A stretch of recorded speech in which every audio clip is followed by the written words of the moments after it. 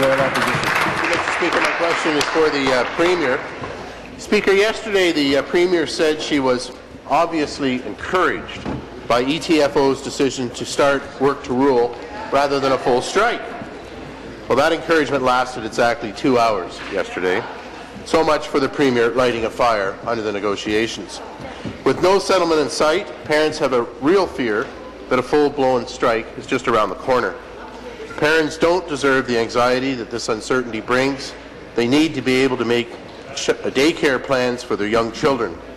Premier, the children and the parents of this province are being caught in the crossfire of your failed negotiations.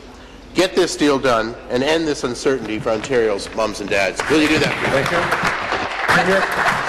Thank you very much, Mr. Speaker. Well, first of all, let me just welcome the reps who are in the gallery today. I appreciate you being here. I appreciate you monitoring what goes on in this House. And you know, for many years we have worked together, and it's why, Mr. Speaker, that I have faith in the collective bargaining process. I know that it can work.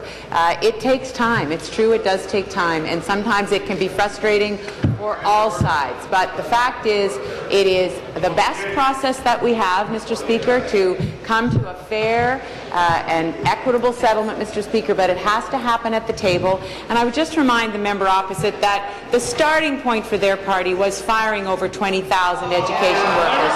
And, Mr. Speaker, that's just not who we are. It would not have been good for the system. And so what we are doing is we are working through a collective bargaining process, and we need to let that play out, Mr. Speaker.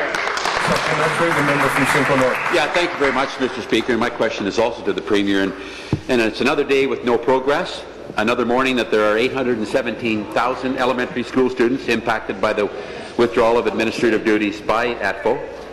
The government's two-tiered system is a wreck. It has been an utter failure. You blame all the issues on the local boards, yet the boards have no room to bargain. But even if a local board and union do reach an agreement, it's all for naught, since a central agreement must be achieved. This is something that can't happen when no one is at the table. Premier, will you fire your Minister of Education and take steps to seriously get negotiations started again? Well, Be seated, please. Thank you. Premier. no, Mr. Speaker, I will not do that, because I know that our Minister of Education understands fundamentally how important it is to let the discussion take place, Mr. Speaker, between the partners. And sometimes there are stops and starts in that, Mr. Speaker, but fundamentally the collective bargaining process has to unfold at the table. Look, I'm not happy that kids are out of school, Mr. Speaker. Teachers and support staff are not happy that they're out of school. I understand that. They understand that. We all want kids back in school, and we want the teachers and the support staff back in school, and I know that that's where they want to be. When I was in Sudbury, Mr. Speaker, I talked to teachers who were out on the sidewalk, and we talked about the fact that they want to be back in the classroom. I understand that. They understand that. The kids want to be back. Mr. Speaker, we have to let the collective bargaining process take its course. We need to have that deal at the table, Mr. Speaker, and we're going to do everything in our power to make sure that that happens. Supplementary. Thank you very much, Mr. Speaker. And back to the Premier.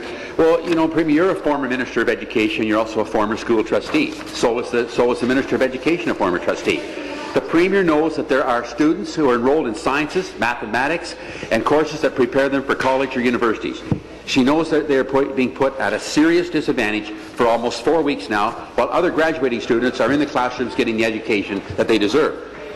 This failure of a system that you put in place has dragged on long enough. Central bargaining must take place before boards begin to work.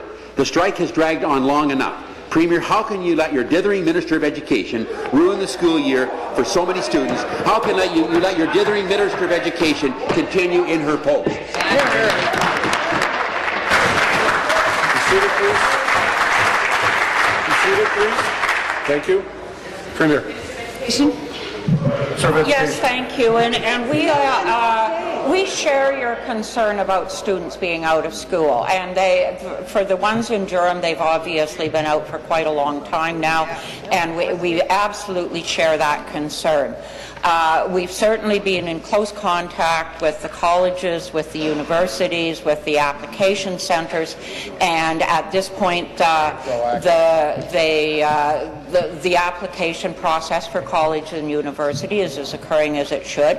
But we are very concerned with that gap in the coursework. We know that for the students that are going on to our college and university next year, that there is a gap in the course content, and I would encourage students in those boards to go to their board website and find some of the web-based material that is there for them to keep working, because sooner or later this will end. We will get kids back. Thank you.